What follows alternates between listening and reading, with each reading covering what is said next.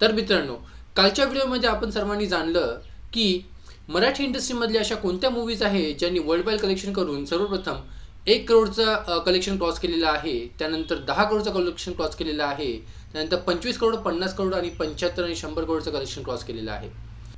त्याच मूव्ही 2023 मध्ये रिलीज झाल्या असतं तर त्यांचं ग्रॉस कलेक्शन किती असतं याचा आपण एक अंदाज घेऊन त्यांची रँकिंग देणार आहोत. 34 करोडचं वर्ल्ड वाईड ग्रॉस कलेक्शन करून अशी बनवाबनवी हा चित्रपट 5व्या रँकवरती आला असता.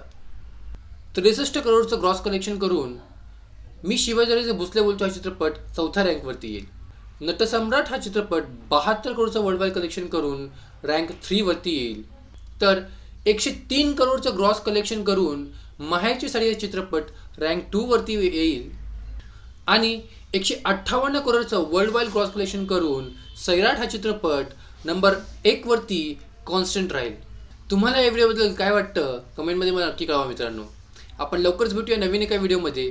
तोपर्यंत subscribe to Deepesh Shivani. Thank you.